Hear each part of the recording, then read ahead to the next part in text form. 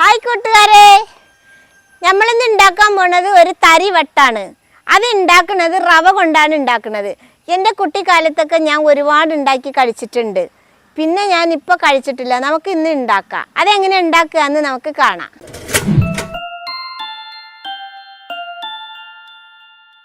ഞാനിവിടെ എടുത്തിട്ടുള്ളത് 3/4 കിലോ റവയാണ് കേട്ടോ.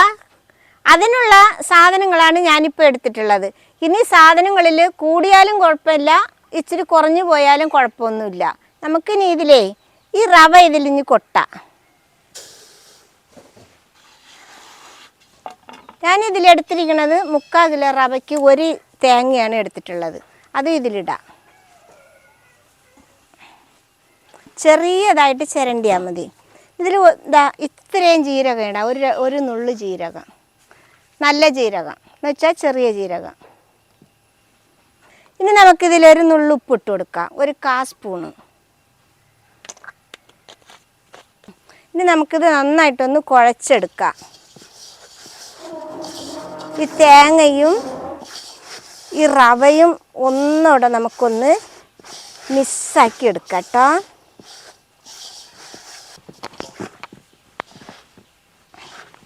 ഈ തേങ്ങ ഇതിലിടുന്നതേ ചെറിയ തരിയായിട്ട് ചിരണ്ടുകയാണെങ്കിൽ അങ്ങനെ ഇടാം. ചില ചിരവയിൽ നമ്മൾ ചിരണ്ടുമ്പോൾ എങ്ങനെ ചെറിയ തരിയാ ചിരണ്ടിയാലും വലുതായിട്ട് വരും. അപ്പോൾ ഈ വലുതായിട്ട് വരുന്നത് നമ്മൾ മിക്സിയിലിട്ട് ഒന്ന് കറക്കിയെടുത്താൽ മതി. ഇത് എന്തിനാ അങ്ങനെ കുഴക്കണമെന്ന് പറ്റില്ല, ഈ തേങ്ങയുടെ പാല് കൊണ്ട് ഈ റവ ഒന്ന് നനയാൻ വേണ്ടിയിട്ടാണ് ഇങ്ങനെ കുഴക്കണത്. അപ്പോൾ ഒന്നുകൂടി ടേസ്റ്റ് കിട്ടും.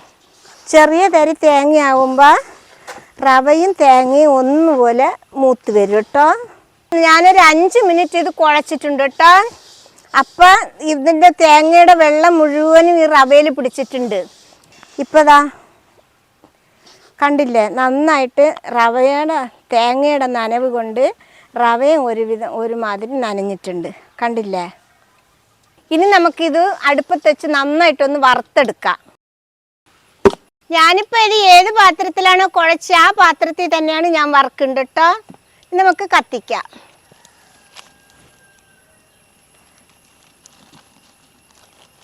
നമുക്കിനിയേ ഇത് നന്നായിട്ട് വറുത്ത് ഒരു ബ്രൗൺ കളർ പോലെ ആയി വരട്ടെ.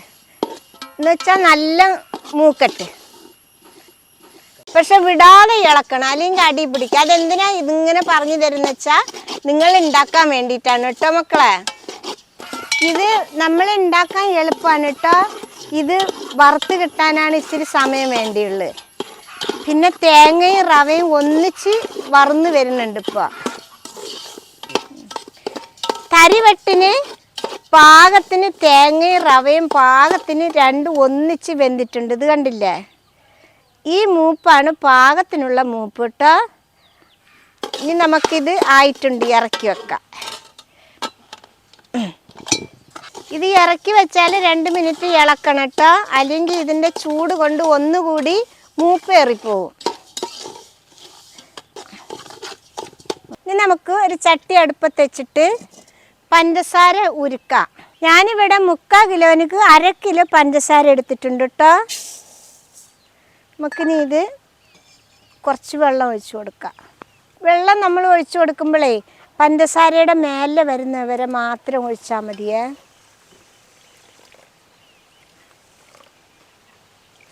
ഇനി നമുക്കിത് നന്നായിട്ടൊന്ന് ഉരുക്കിയെടുക്കാം. നമുക്കിത് നന്നായിട്ടൊന്ന് ഇളക്കി കൊടുക്കാം.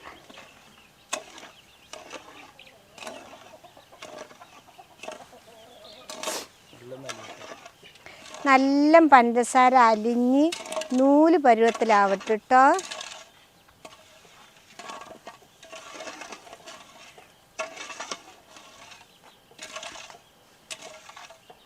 പഞ്ചസാര അലിഞ്ഞേ, ഇനി അതിന് നൂൽ പരുവത്തിലായി വരട്ടെ കേട്ടോ. ഇത് കണ്ട, ഇത് ഈ പരുവത്തിലാവണം. ഇനിയിപ്പോൾ നമ്മൾ പഞ്ചസാര പാനി ഉണ്ടാക്കുമ്പോൾ ഒരു ലേശം വെള്ളം കൂടിയാലും കുഴപ്പമൊന്നുമില്ല. അത് റവ അങ്ങ് വലിച്ചെടുത്തോളൂ കേട്ടോ. എന്നാലും നല്ല കട്ടി ഉണ്ടാവും. നമുക്കിനി ഇത് ചൂടോടെ തന്നെ ഇതിൽ ഒഴിക്കണം കേട്ടോ. അപ്പം നമുക്ക് ഇറക്കി വെക്കാം. ഇനി നമുക്കിതിൽ 1/2 ടേബിൾ സ്പൂണ് ഏലക്ക പൊടി ഇടാം. നമുക്ക് 1 ടേബിൾ സ്പൂണ് എള്ളിട്ട് കൊടുക്കാം കേട്ടോ. ഇനി ഇതിൽ 1 സ്പൂണ് നെയ്യും കൂടി ഇട്ട് കൊടുക്കാം.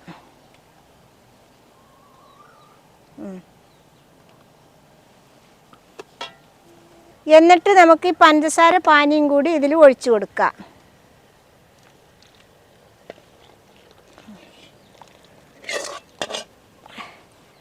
ഇനി നമുക്ക് നന്നായിട്ടൊന്ന് ഇളക്കി കൊടുക്കാം. ഇപ്പം നന്നായിട്ട് ഇളക്കിയിട്ടുണ്ട് കേട്ടോ. നമുക്ക് ഇനി ചെറിയ ചൂടുണ്ട്. ആ ചൂടോടെ നമുക്ക് ഇത് തരിവട്ട് പിടിക്കാം. ഇത് നല്ലവണ്ണം ഇളക്കി കഴിഞ്ഞ് ഇനി നമുക്ക് വട്ട് പിടിക്കാം. ഞാനിതിൽ ഉണ്ടാക്കുന്നത് ഈ നൂൽപുട്ടിൻ്റെ അച്ചിലാണ്. ചൂടോടെ തന്നെ ഉണ്ടാക്കാം. ചൂടാറിക്കഴിഞ്ഞാൽ കട്ടയായി പോവും. അത് നമുക്ക് വട്ട് പിടിക്കാൻ പറ്റാണ്ടാവും. എൻ്റെ അടുത്തുള്ളത് നൂൽപുട്ടിൻ്റെ അച്ചി ഇതായി തിരിക്കണതാണ്. അപ്പം നമ്മൾ ഈ ബാക്ക് സൈഡ് തുറന്നിട്ടാണ് ഇതിൽ വാരിയിടുക. 2 സ്പൂണ് നമുക്ക് പാകത്തിന്. അപ്പോൾ ഒരേ വലുപ്പത്തിലിടും. ഒരു അളവ് വേണ്ടേ നമുക്ക്. അതുകൊണ്ട് 2 സ്പൂൺ ഇട്ടിട്ട് ഒന്നിവിടെ നല്ല പരത്തി ഒന്നുപോലെ നിരപ്പാക്കി വെച്ചിട്ട് ഇതാ ഇതിട്ടിങ്ങനെ മൂടുക.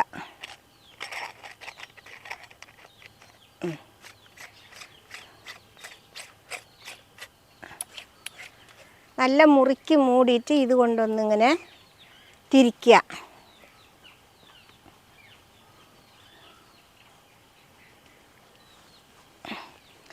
നല്ല തിരിച്ചാൽ നല്ല ടൈറ്റ് ആവും കേട്ടോ. ഇനി ഇത് ഇവിടെ തുറക്കുക.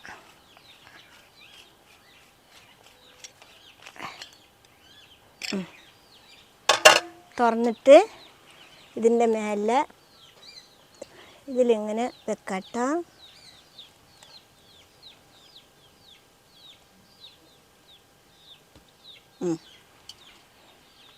നല്ല സൂപ്പറാണ് വന്നു. കറക്റ്റ് പരുവത്തിന് വന്നിട്ട് വലിപ്പമും എല്ലാം ഇനി നമുക്ക് എല്ലാതും ഇതേപോലെ എടുക്കാം. കണ്ടില്ലേ, നമ്മുടെ എല്ലാ തരിവട്ടുകളും പരത്തി കഴിഞ്ഞു.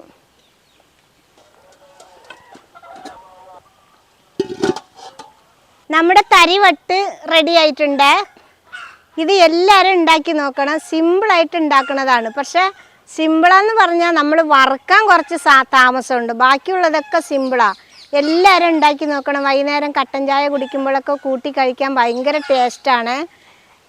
ഇഷ്ടപ്പെട്ടാൽ സബ്സ്ക്രൈബ് ചെയ്യണം, ലൈക്ക് ചെയ്യണം, കമൻറ്റ് ചെയ്യണം. ഇപ്പോൾ 10 മിനിറ്റ് കഴിഞ്ഞ് ചൂടൊക്കെ ആറി നല്ല സൂപ്പറായിട്ടുണ്ട്. നമുക്ക് ഒരെണ്ണം എടുത്ത് പൊട്ടിച്ച് നോക്കാം. നല്ല കട്ടിയുണ്ട് കേട്ടോ. നല്ല ഭംഗിയുണ്ട് ഉള്ളിൽ കാണാൻ.